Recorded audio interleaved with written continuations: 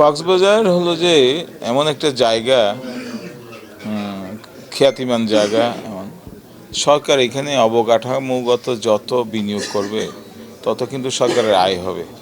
এখানে যদি আরও 100টা 5 স্টার হোটেল হয়, সরকার বেতনও পাবে না, ভর্তুকি আপনার ভ্যাট পাবে, ট্যাক্স পাবে, অনেক কিছু পাবে। কিন্তু সরকারের লাভ সরকার বুঝে না। বিভিন্নভাবে উন্নয়নকে ব্যাহত করা হচ্ছে কক্সবাজারে। কক্সবাজারে একদিকে দেখবেন যে আপনাদের গভীর সমুদ্র বন্দর, এটা চট্টগ্রাম থেকে অনেক বড়। গভীর সমুদ্র এটা যদি পূর্ণাঙ্গ হয় তাহলে অনেক বড় বড় শিপ এখানে আসবে। তো অর্থনৈতিক সাইজও চট্টগ্রাম থেকে বড় হবে। এইখানে আপনার আন্তর্জাতিক বিমানবন্দর এখনও চালু হয় নাই, কিন্তু এটা অনেক লম্বা, সবার থেকে বড় লম্বা রানওয়ে বিমান। এখানে বড় বড় বিমান পড়তে পারবে।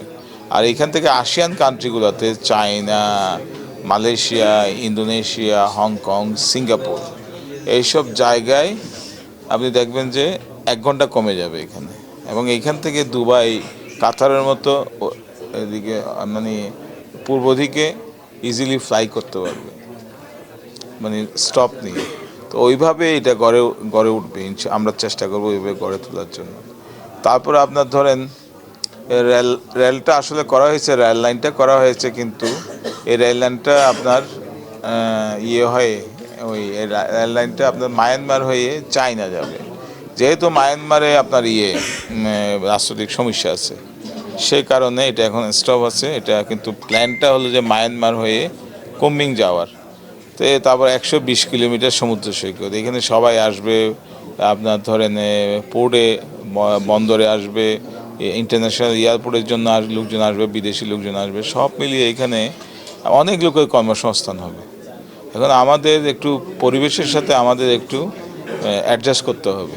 হ্যাঁ, 20 কোটি 22 কোটি মানুষের দেশে যদি আমরা পরিবেশটা যদি ভুটানের 20 লাখ ভুটানের মতো করতে চাই, তাহলে এত লোকের কর্মসংস্থান আপনি কিভাবে করবেন?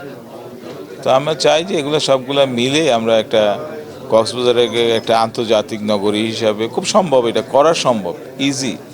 এবং এটা করলে সরকারের লাভ হবে।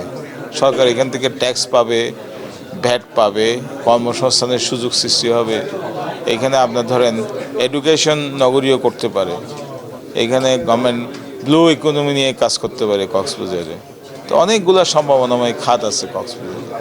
এটা ইনশাল্লাহ আমরা আস্তে আস্তে এটা উপরে জানাবো। আমি ওনাদেরকে বলবো যে কক্সবাজার একটা সম্ভাবনাময় জায়গা, আপনারা কক্সবাজারকে একটু গুরুত্ব দেন। না, সব কাজ তো করা যায়। একই কাজ আপনার অনেক দেশে করে তারা তো সমৃদ্ধ দেশ হয়েছে। এটা মানুষের অসাধ্য কিছু নাই। আপনি যদি শুধু আইন শৃঙ্খলাই ঠিক করে দেন আর পরিষ্কার পরিচ্ছন্ন রাখেন কক্সবাজারে, অনেক বিনিয়োগকারী আসবে, কিন্তু তারাই ঠিক করবে। কক্সবাজারে বিনিয়োগ করার জন্য উদ্গ্রীব সবাই, চায়না বলেন, জাপান বলেন, বিদেশি ইনভেস্টার বলেন, কিন্তু সরকারের নিয়ম কানুনগুলো অনেক কঠিন।